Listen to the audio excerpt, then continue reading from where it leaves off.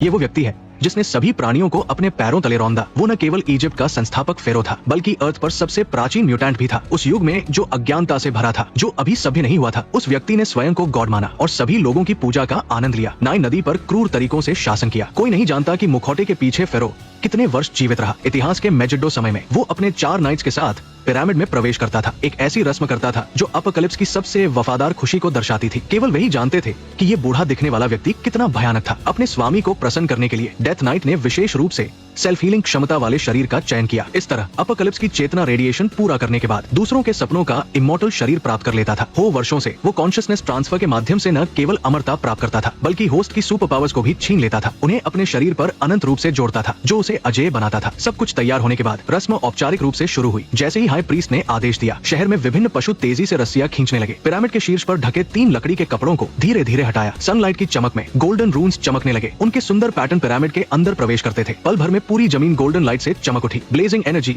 Alter से ऊपर की ओर बढ़ी, जैसे मानव शरीर की नसें कॉन्शियसनेस ट्रांसफर का मार्ग खोलती थी। और इस समय वो अपने कुछ कमजोर क्षणों में था। गोल्डन वेन्स द्वारा होस्ट को निगलने से पहले 4 नाइट्स को सख्ती से पहरा देना पड़ता था, किसी भी दुर्घटना से बचने के लिए। हालांकि इजिप्ट के लोग लंबे समय से दुखी थे। उन्हें अंततः टिरनी को उखाड़ फेंकने का अवसर मिला। वे इसे आसानी से कैसे छोड़ सकते थे। पहले से तैयार गार्ड्स तेजी से खुल गए। कर्टन को तेजी से खींचकर जाइंट स्टोन को तोड़ने वाली लकड़ी की खूंटी को तोड़ दिया। 100 टन वजनी विशाल पत्थर स्लाइड के साथ तेजी से गिरा। हॉल में छिपे रिबेल्स ने तुरंत दरवाजा बंद कर सहयोग किया। अचानक हुई घटना ने 4 नाइट्स को तुरंत गुस्सा दिला दिया। उन्होंने तुरंत सुपर पावर्स का उपयोग कर दुश्मनों की त्वचा को उधेड़ दिया। लेकिन गार्ड्स पहले से ही डेथ के लिए तैयार थे, चाहे वे टुकड़े टुकड़े हो जाए। टायरेंट को खत्म करना था। इजिप्ट को एक स्वच्छ आकाश लौटाना था। हालांकि सामान्य मनुष्य के शरीर से गॉड के खिलाफ लड़ना आसान नहीं था। कुछ ही पलों में अपकलिप्स के पास पहुंचने वाले रिबेल्स जलकर राख हो गए। उनके बलिदान ने पिरामिड को नष्ट करने के लिए समय अर्जित किया। समर्थन खोने वाला विशाल ढांचा अंदर से ढहने लगा। तुरंत बाहर के ऑनलुकर्स को डराकर भगा दिया। जैसे ही पिरामिड पूरी तरह ढह गया, हॉल में लगातार जाइंट स्टोन्स गिरने लगे। बचा हुआ एकमात्र वॉरियर ऊंचाई पर छिपकर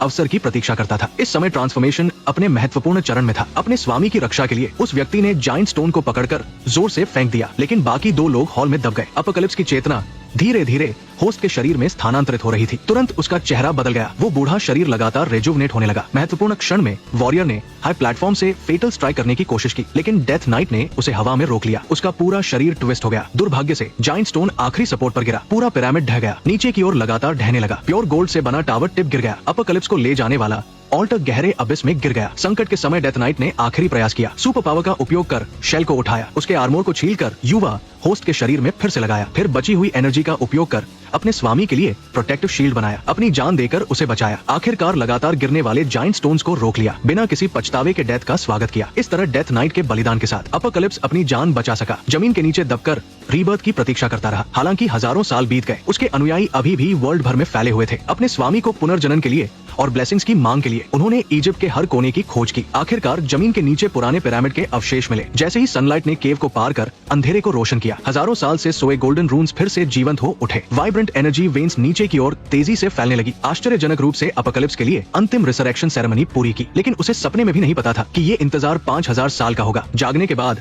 अपकलिप्स को अपने विचारों को व्यवस्थित करने का समय नहीं मिला और उसने तुरंत अपनी आंखें सफेद कर सुपर पावर शुरू कर दिया। पल भर में उसके ऊपर दबे जाइंट स्टोन्स हवा में उड़ गए। जमीन को हिलाकर रख दिया। फॉलोअर्स ने देखा कि स्थिति ठीक नहीं है। वे जल्दी से केव से भागने की कोशिश करने लगे, लेकिन फिर भी देर हो चुकी थी। जैसे ही अपकलिप्स ने अपनी शक्ति पूरी की और एक झटके में गायब हो गया। पुराने पिरामिड के अवशेष और उसके फॉलोअर्स फिर से जमीन के नीचे दब गए। हालांकि अपनी मातृभूमि पर कदम रखने से अपकलिप्स को कोई फैमिलियरिटी नहीं मिली। आसपास की हर चीज उसे पूरी तरह से स्ट्रेंज लग रही थी। पहले की समृद्ध और वैभवशाली कैपिटल अब गंदी और अव्यवस्थित हो चुकी थी। यहाँ तक कि गॉड की तरह पूजे जाने वाले म्यूटेंट्स को भी चोरी कर जीविका चलानी पड़ रही थी। ये सुपर पावर्स का अपमान था, लेकिन गरीबी में जन्मी स्टॉर्म फीमेल को चोरी की जिंदगी की आदत हो चुकी थी। वो एली में भागी ताकि मर्चेंट से बच सके। ये एले का इजिप्ट नहीं था। हालांकि संकट के समय क्लोक पहने अपकलिप्स पीछे से प्रकट हुआ। उसने उन तुच्छ लोगों को देखे बिना स्टॉर्म फीमेल से पूछा कि अब वर्ल्ड पर कौन शासन करता है। जब उसने देखा कि वो मर्चेंट से उलझकर जवाब नहीं दे पा रही थी, अपकलिप्स ने केवल अपनी उंगलियां हिलाई और येलो सैंड को नियंत्रित कर कई सिर काट दिए। मर्चेंट इस भयानक दृश्य से इतना डर गया कि वो पूरी तरह घबरा गया। लगातार मर्सी की भीख मांगने लगा, लेकिन अपकलिप्स ने उसे जीने का कोई मौका नहीं दिया। उसके हार्ट से प्रेरित होकर उसने उस व्यक्ति को वॉल में जड़ दिया। स्टॉर्म फीमेल ये देखकर पूरी तरह शॉक हो गई, लेकिन ये सोचकर कि उसने उसकी जान बचाई, वो अपकलिप्स को अपने ठिकाने पर ले गई। हालांकि लैंग्वेज बैरियर के कारण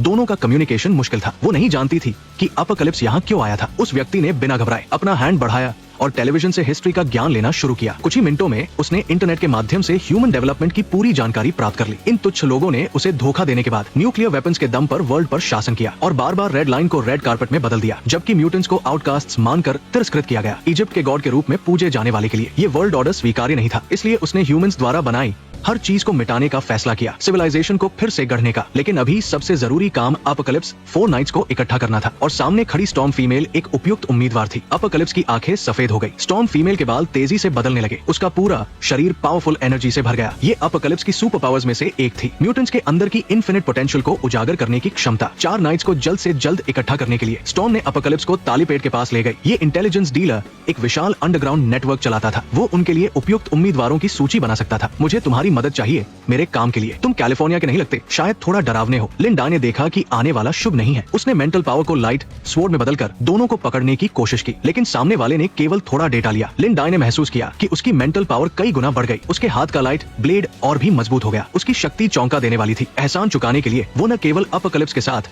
शामिल होने को तैयार था, बल्कि उसने उसे अंडरग्राउंड अरीना में 1000 किल्स हासिल करने वाले एंजल से भी मिलवाया। लेकिन उस व्यक्ति ने आखिरी लड़ाई में हार मान ली और पूरी तरह से यूजलेस दिख रहा था। अपोकलिप्स ने फिर से अपनी सुपर पावर का उपयोग किया। उसने वीक फ्लैश को मैकेनिकल असेंशन में बदल दिया, एंजल के टूटे हुए विंग्स को इंडिस्ट्रक्टिबल स्टील ब्लेड्स में बदल दिया। हाथ के एक झटके से लॉन्ग रेंज अटैक भी संभव हो गया, जिससे डिस्ट्रक्शन की शक्ति चरम पर पहुंच गई। अब केवल एक आखिरी नाइट की कमी थी। अपोकलिप्स वर्ल्ड डिस्ट्रक्शन प्लान शुरू करने वाला था और उसे जिसकी तलाश थी वो था मैग्नेटो, जिसे सीन मैन भी कहा जाता था।